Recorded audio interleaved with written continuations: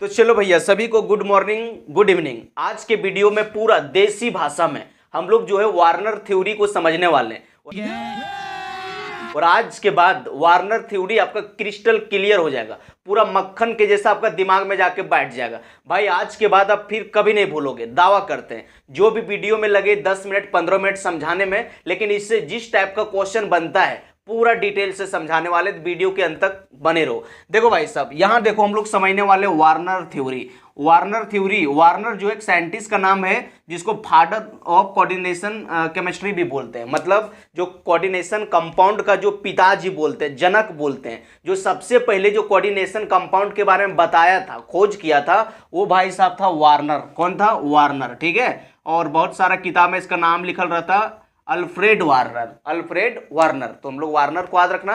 अगर पूछ दे कोई कि भैया वार्नर थ्योरी मतलब कोऑर्डिनेशन केमिस्ट्री का पिताजी किसे बोला गया है, तो अल्फ्रेड वार्नर को। देखो वार्नर जो है कैसे खोज किया, मतलब कोऑर्डिनेशन कंपाउंड को, वो समझाने वाले। सबसे पहले जो वार्नर बाबू साहब था, उसने 2 मोलिक्यूल लिया। एक लिया सिंपल सॉल्ट, प्यार से देखते रहो, अभी देखना कैसे निकालेंगे। एक ठो लिया सिंपल सॉल्ट और एक ठो लिया उसने सिंपल मोलिक्यूल। क्या लिया? सिंपल मोलिक्यूल या तो सिंपल कंपाउंड को लिया, मोलिक्यूल।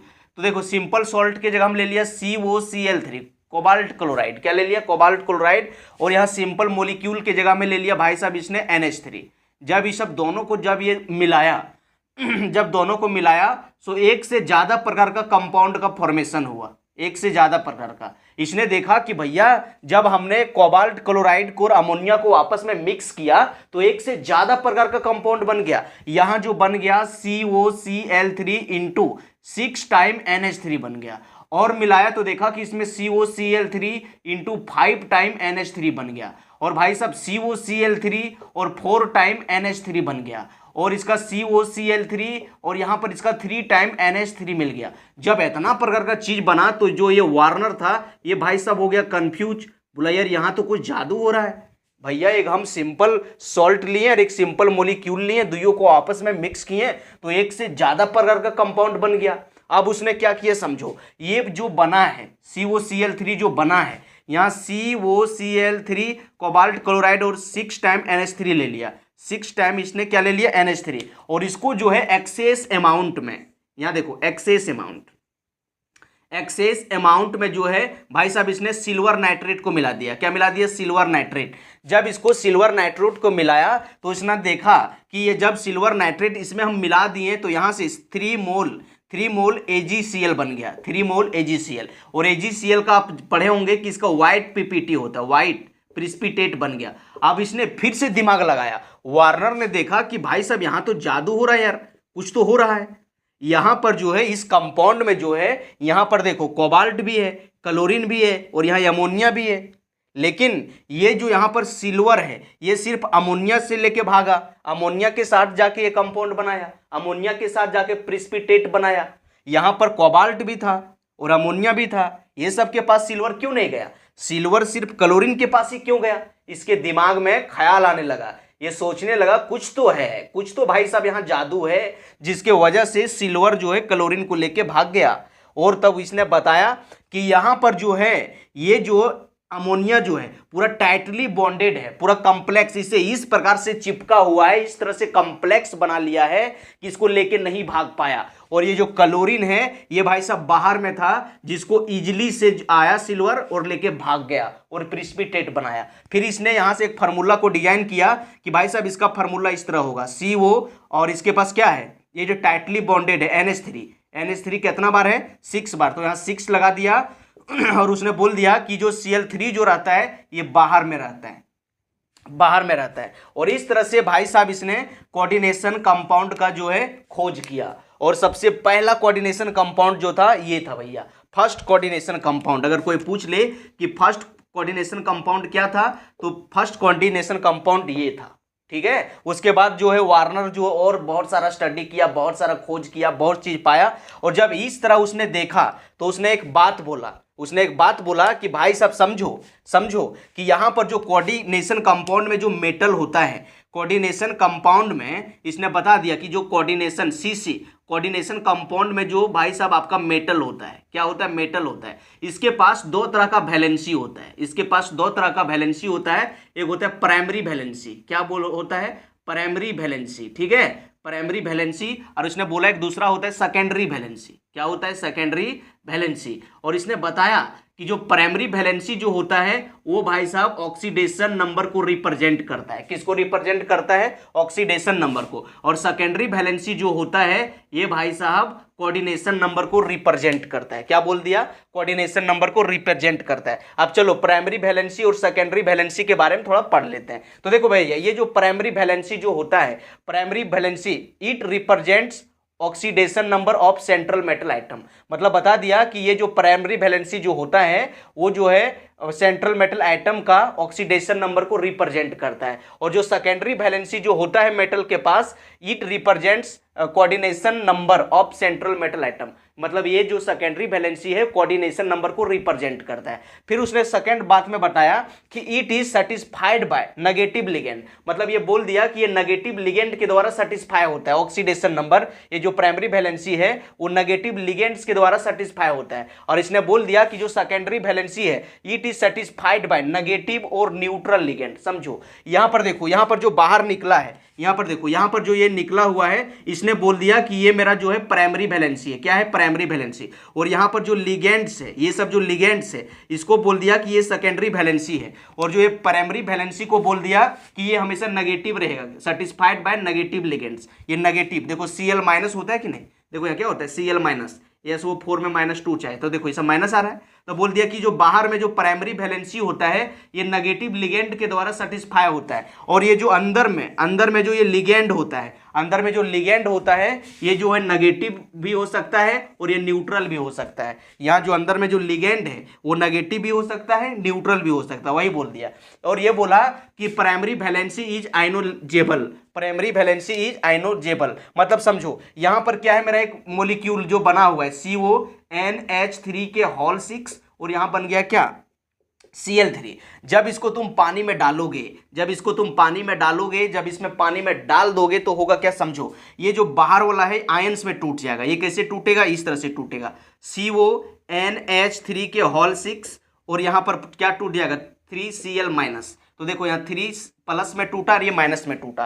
तो देख रहे हो यहाँ बोल दिया कि जो प्राइमरी वैलेंसी है मतलब ये जो बाहर वाला है ये आयनोजेबल हो जाता है। देखो यहाँ आयंस में टूट गया कि नहीं, तो यही बोला कि प्राइमरी वैलेंसी इज आयनोजेबल। और बोला सेकेंडरी वैलेंसी इज नॉन आयनोजेबल। मतलब देखो सेकेंडरी वैलेंसी किसको बोला, इसको अंदर वाला को। तो देखो अंदर वाला में कुछ भी आयंस में ब्रेक नहीं हुआ, अंदर में आयंस में ब्रेक नहीं हुआ, मतलब सेकेंडरी वैलेंसी जो है नॉन आयनोजेबल होता है। आई होप आप समझ रहे होंगे। उसके बाद देखो फिर से क्या बोला वार्नर, बोला नो रोल इन ज्योमेट्री। मतलब देखो ये जो बाहर में जो रहता है जैसे Cl3 जो बाहर में है ये वाला, इसका Cl3 जो है इसका ज्योमेट्री में कोई रोल नहीं है, कोई रोल नहीं। लेकिन जो अंदर में जो लिगेंडोइन होता है ये ज्योमेट्री फॉर्मेशन करता है, ज्योमेट्री में इसका रोल होता है, वही बोल दिया role in geometry. Secondary valency अंदर वाला को बोलते हैं रोल इन ज्योमेट्री। उसके बाद आगे देखो क्या बताया, बोला कि it is represented by dash line. मतलब जो प्राइमरी वैलेंसी है बाहर वाला जो है प्राइमरी वैलेंसी, इसको बोला प्राइमरी वैलेंसी, इसको सेकेंडरी वैलेंसी। मतलब जो प्राइमरी वैलेंसी जो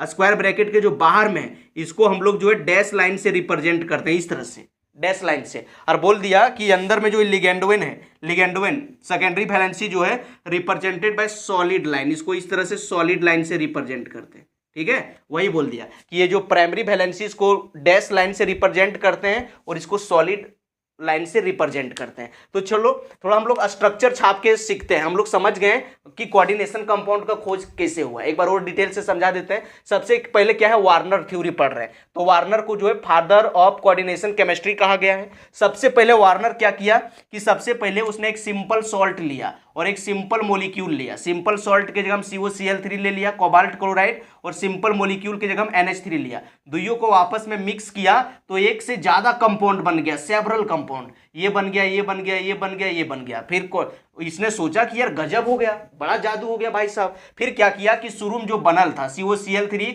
और 6 टाइम अमोनिया, उसमें जो है excess amount of silver nitrate को डाल दिया। जब सिल्वर नाइट्रेट को डाला तो देखा कि सिल्वर जो है क्लोरीन को लेके भाग गया, क्लोरीन को सिल्वर क्लोरीन लेके भाग के यहां से व्हाइट प्रिसिपिटेट बना लिया। लेकिन इस मॉलिक्यूल के अंदर भैया कोबाल्ट भी था, अमोनिया भी था, तो इसको क्यों नहीं लेके भागा? तो इसने जो है वार्नर दिमाग लगाया कि कोबाल्ट के साथ जो अमोनिया है ये भाई साहब कोऑर्डिनेट बॉन्ड बनाया है, पूरा टाइटली बॉन्ड से बना हुआ है, और क्लोरीन जो है बाहर में प्रेजेंट था इसीलिए लेके भाग गया। फिर उसने एक तो कोऑर्डिनेशन कंपाउंड को इस तरह से डिजाइन किया और बोल दिया कि कोऑर्डिनेशन कंपाउंड में मेटल के पास दो तरह का वैलेंसी होता है, प्राइमरी वैलेंसी और सेकेंडरी वैलेंसी। और जो प्राइमरी वैलेंसी जो होता है वो ऑक्सीडेशन नंबर को रिप्रेजेंट करता है, और सेकेंडरी वैलेंसी जो होता है कोऑर्डिनेशन नंबर को रिप्रेजेंट करता है। अभी आपको डिटेल से समझा दिए। चलो अब थोड़ा जो है ये सब का स्ट्रक्चर की बात करते हैं। अभी बताएं ना कि role in geometry, no role in geometry, तो चलो इसके बारे में थोड़ा, इसका स्ट्रक्चर के बारे में हम लोग स्टडी कर लेते हैं, मजा आने वाला है। और लास्ट में आपको क्वेश्चन भी करवाएंगे, ठीक है? बस आपको वीडियो के अंत तक बने रहना है। चलो इसका स्क्रीनशॉट ले लो, आई होप आप समझ गए होंगे, ठीक है? मिटा दें, चलो भाई 1 2 3। चलो अब हम लोग होते हैं यहाँ से फ्री। तो हम लोग समझ गए कि जो फादर ऑफ कोऑर्डिनेशन केमिस्ट्री किसको कहा गया है?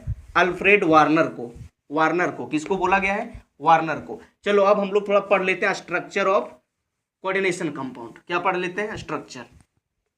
चलो थोड़ा हम लोग स्ट्रक्चर देख लेते हैं। हेडिंग बनाओ structure, STRUCTURE, structure of coordination compound,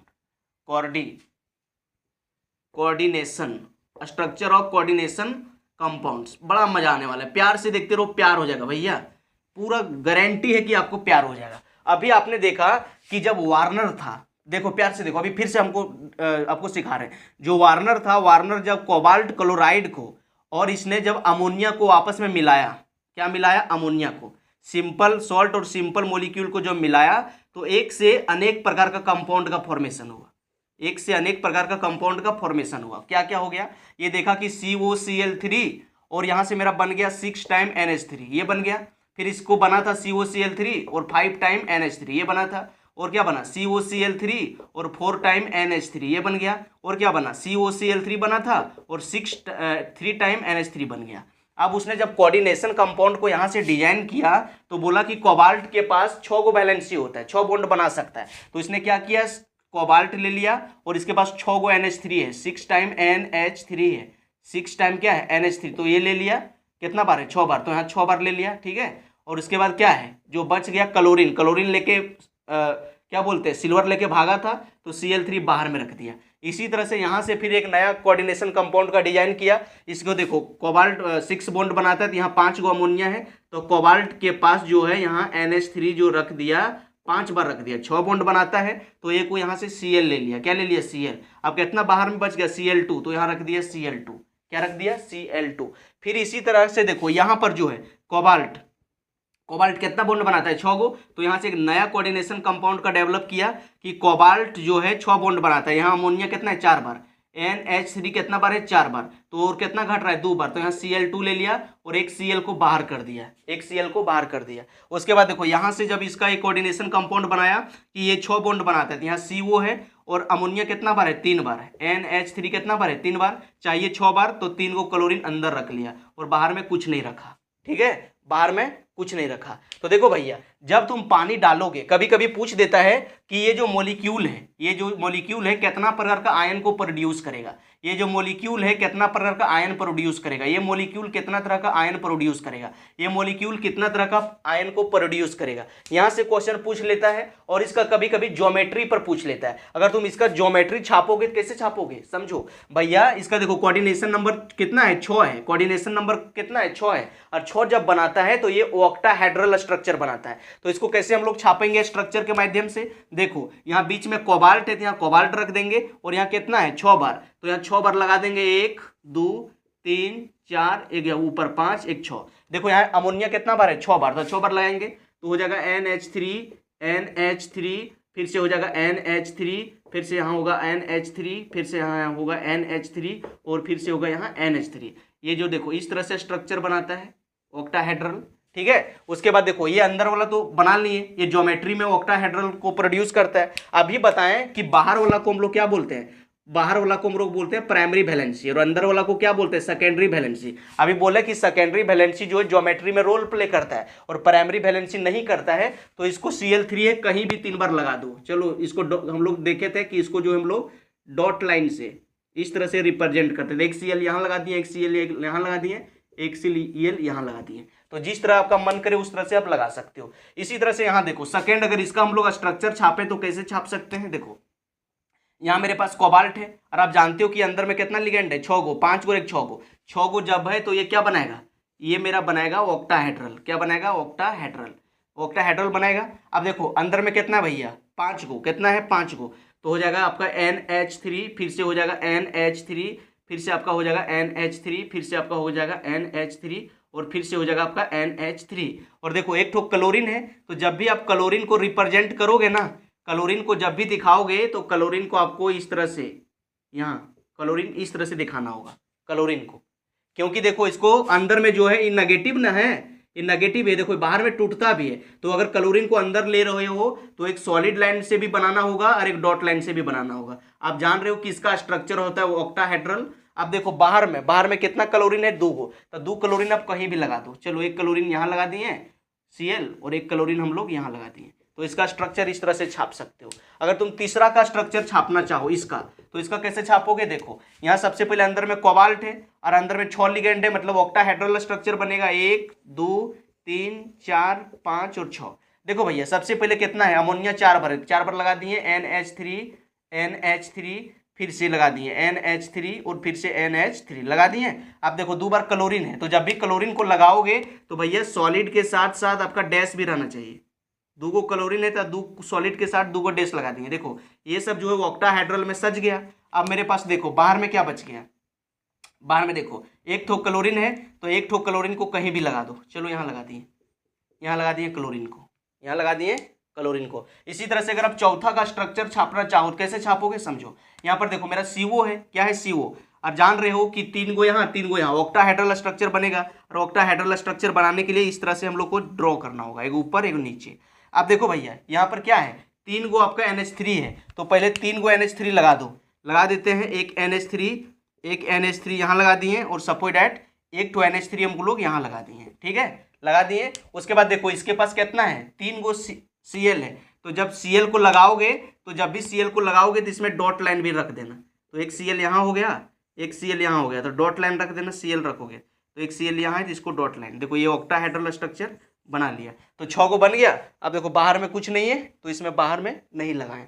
तो इस तरह से आप स्ट्रक्चर ड्रॉ कर सकते हो सबका, ठीक है, सबका स्ट्रक्चर ड्रॉ कर सकते हो। लेकिन कभी कभी क्वेश्चन आ जाता है कि ये कितना प्रकार का आयन प्रोड्यूस करेगा, ये कितना प्रकार का आयन प्रोड्यूस करेगा, ये कितना प्रकार का, या तो परीक्षा में ये दे देगा या तो ये दे देगा, बोलेगा कि how many ions are formed, कितना तरह का आयन बनाएगा। तो देखो आयन कितना बनाएगा, चलो वो भी देख लेते हैं। ज्योमेट्री आप देख लिया कि किस तरह से छपाएगा, ठीक है। चलो ज्योमेट्री को मिटाते हैं और थोड़ा आयन्स के बारे में चर्चा कर लेते हैं। चलो भाई चलो, तो जिंदगी के सफर में मानो तो मौज है, जिंदगी के सफर में मानो तो मौज है, वरना समस्या रोज है।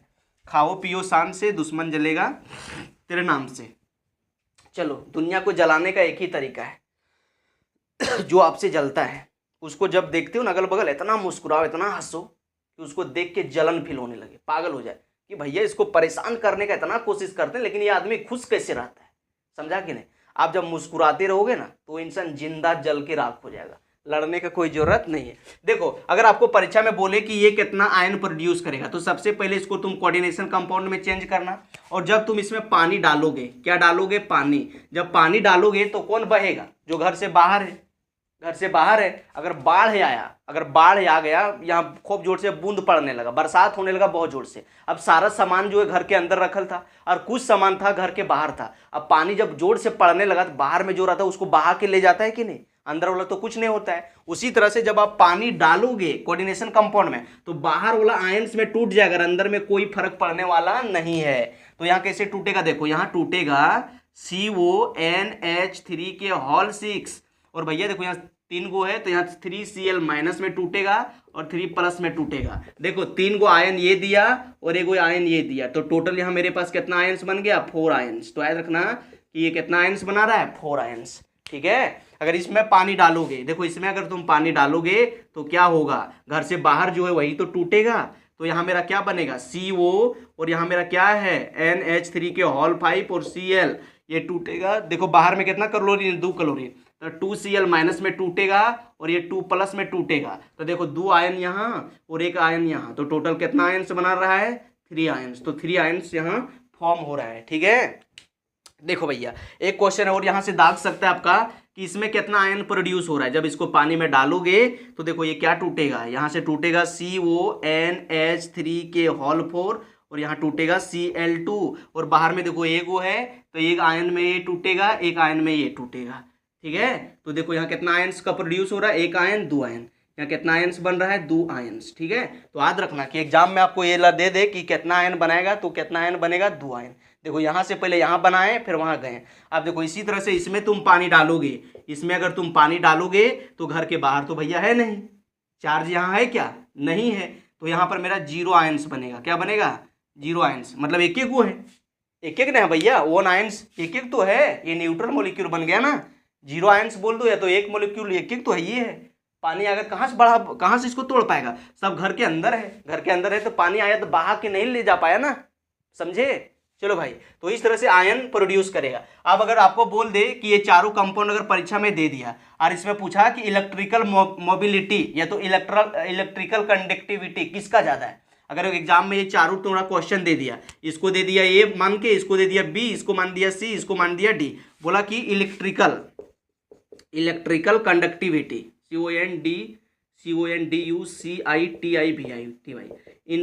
इलेक्ट्रिकल कंडक्टिविटी किसके पास ज़्यादा है, तो देख लो जिसके पास ज़्यादा आयन उसके पास ज़्यादा इलेक्ट्रिकल कंडक्टिविटी। तो एक याद रखना, एक ट्रिक याद रखना, मोर आयंस डायरेक्टली प्रोपोर्शनल जो होता है मोर इलेक्ट्रिकल कंडक्टिविटी CONDUCTIVITY, मतलब जिसके पास आयन ज़्यादा है उसका इलेक्ट्रिकल कंडक्टिविटी ज़्यादा होगा। तो ज़्यादा आयन किसके पास है, ऊपर वाला, तो सबसे पहले ए का ज़्यादा, उसके बाद बी का होगा, उसके बाद सी का होगा, उसके बाद डी का होगा। ठीक है, तो देखो आपका यहाँ से एक आयंस का क्वेश्चन बन सकता है, जो यहाँ से बता दिए आयंस में कैसे ब्रेक करना है। अगर आपको मतलब इलेक्ट्रिकल कंडक्टिविटी या तो इलेक्ट्रिकल मोबिलिटी भी पूछ लिया जाए तो जो ज़्यादा आयन प्रोड्यूस करेगा उसके पास ज़्यादा इलेक्ट्रिकल कंडक्टिविटी होगा। ठीक है, चलो यहाँ से हम लोग ये वाला भी क्वेश्चन को हल कर लिए। यहाँ से एक और क्वेश्चन बन सकता है आपका प्रिसिपिटेट के ऊपर, किसके ऊपर, प्रिसिपिटेट के ऊपर। चलो उसको भी चर्चा कर लेते हैं। ठीक है, प्रिसिपिटेट थोड़ा मिटा दें इसको। चलो भाई यहाँ तक आपको समझ में आ रहा होगा, स्ट्रक्चर सीख लिया, आयन ये सब ब्रेक करने सीख गए। अब थोड़ा हम लोग सीख लेते हैं कि किसके बारे में, प्रिसिपिटेट के बारे में। यहाँ से बताएगा कि किस प्रकार का प्रिसिपिटेट का फॉर्मेशन हो रहा है, किस प्रकार का प्रिसिपिटेट का फॉर्मेशन हो रहा है। सपोज दैट देखो प्रिसिपिटेट PRECIPTATE प्रिसिपिटेट। देखो जैसे यहाँ कोई भी आपका एक कोऑर्डिनेशन कंपाउंड है और इसका बाहर में अगर Cl है, क्या है Cl, और अगर आप यहाँ पर डालोगे, क्या डाल दोगे पता है, सिल्वर नाइट्रेट। क्या डाल दोगे, सिल्वर नाइट्रेट। सिल्वर नाइट्रेट जब डालोगे, क्या डालोगे, सिल्वर नाइट्रेट, तो देखो अंदर वाला को तो कुछ कर नहीं पाएगा, आप जान रहे हो, यहाँ से Cl AgCl लेके भाग जाएगा। तो यहाँ जो AgCl जो बनेगा यहाँ से PPT बनेगा, प्रिसिपिटेट बनेगा, यहाँ AgCl बढ़ जाएगा और यहाँ क्या बनाएगा, प्रिसिपिटेट। और किस प्रकार का प्रिसिपिटेट बनाता है, यहाँ वाइट PPT बनाता है। याद रखना, अगर किसी कोऑर्डिनेशन कंपाउंड के बाहर में अगर Cl है और उसमें परीक्षा में पूछ दिया कि excess amount of silver nitrate डालें तो किस प्रकार का PPT मिलेगा, तो जब भी तो यहाँ से AgCl का फॉर्मेशन होगा और जब भी AgCl बनता है तो वाइट PPT बनता है। सपोज दैट आपका क्वेश्चन में यहाँ देखो कोऑर्डिनेशन कंपाउंड था और यहाँ पर ब्रोमीन था, क्या था, ब्रोमीन था। अगर कोई बोल दिया कि जब हम लोग इसमें जो है AgNO3 सिल्वर नाइट्रेट को डालें तो किस प्रकार का प्रिसिपिटेट बनेगा, तो देखो घर से बाहर ये है तो AgBr इसको लेके भागेगा तो यहाँ हो जाएगा AgBr का PPT बनेगा, AgBr का PPT बनेगा। और ये जो PPT जो बनेगा ये लाइट येलो बनेगा, किस तरह का, लाइट येलो, या तो इसको हम लोग बोलते हैं लाइट येलो इसको बोल लो, या तो पेल येलो, पेल येलो का मतलब वो हल्का सा पीला कलर 2 कलर का होता है, एगो फीका पीला और एगो डार्क पीला। तो यहाँ मेरा जो बनेगा ये बनेगा फीका पीला कलर का, ठीक है। चलो, अगर इसी तरह का अगर क्वेश्चन है, सपोज दैट कोई कोऑर्डिनेशन कंपाउंड है और इसके बाहर में आई है, क्या है आई, अगर तुम इसमें जो है बोलेगा परीक्षा में कि जब इसमें हम लोग कोऑर्डिनेशन कंपाउंड में अगर हम लोग सिल्वर नाइट्रेट डाल लें तो यहाँ से क्या बनाएगा AgI, क्या बनाएगा AgI। जब AgI जो बनता है यहाँ से प्रिसिपिटेट बन जाता है, और ये जो PPT जो बनता है ये आपका डार्क येलो बनता है। कैसा येलो बनता है? डार्क येलो, ठीक है, या तो इसका डार्क येलो बनता है, इस बात को याद रखना, ज़्यादा येलो बनता है। आप बोलोगे कि देखो यहाँ पर जो है F अगर रहेगा और सिल्वर नाइट्रेट डालेंगे AgNO3 तो यहाँ क्या बना जाएगा AgF, तो किस प्रकार का कंपाउंड बनेगा? तो भैया ये सबसे पहली बात बता दें, ये अनस्टेबल होता है, तो इसके साथ आपका क्वेश्चन पूछेगा ही नहीं, इसके साथ क्वेश्चन पूछेगा ही नहीं। सपोज दैट आपको कोऑर्डिनेशन कंपाउंड दे दिया और बाहर में इसका सल्फेट आयन है, क्या है? Sulphate ion. यहाँ से अगर तुम डालोगे BaCl2, अगर परीक्षा में पूछ दिया कि बाहर में सल्फेट आयन है, किसी भी आपको कोऑर्डिनेशन कंपाउंड देगा जिसके बाहर में सल्फेट आयन है, अगर तुम इसमें BCl2 डालोगे क्या बनेगा? BaSO4 बनेगा, क्या बनेगा? BaSO4, barium sulphate. यहाँ से PPT बन जाता है, यहाँ से जो व्हाइट PPT बनता है, किस तरह से? व्हाइट PPT, ठीक है, तो याद रखना यहाँ से जो व्हाइट PPT बनता है, किस तरह का? White PPT। तो यहाँ से देखो हम लोग PPT वाला भी क्वेश्चन कर लिए कि अगर किसी भी कोऑर्डिनेशन कंपाउंड के बाहर में Cl है और इसमें सिल्वर नाइट्रेट डालोगे तो AgCl बनेगा व्हाइट PPT, ठीक है। अगर बाहर में अगर Br है, अगर सिल्वर नाइट्रेट इसमें डालोगे तो AgBr का PPT बनेगा लाइट येलो या तो पेल येलो, फीका येलो का। अगर बाहर में I है और इसमें सिल्वर नाइट्रेट को मिलाओगे तो AgI बनेगा, ये डार्क येलो पूरा पीला बनेगा, ठीक है। और अगर बाहर में F है, F का देगा ही नहीं क्योंकि ये अनस्टेबल होता है। देखो किसी भी बाहर में सल्फेट आयन है और इसमें बेरियम सल्फेट अगर क्वेश्चन में डालने के लिए दिया है तो यहाँ से बनाएगा BaSO4, तो ये व्हाइट कलर का PPT बनता है। तो आई होप आप ये भी सीख गए होंगे। तो चलो मिलते हैं किसी नेक्स्ट वीडियो में, तब तक के लिए take care, best of luck भाई। पढ़ाई करते रहो और आप जीवन में आगे बढ़ते रहो। और आपको वार्नर थ्योरी कैसा लगा कमेंट में जरूर बताना, आपका कमेंट का इंतजार रहता है। और अगला वीडियो किस टॉपिक पर चाहते हो ये भी बताना।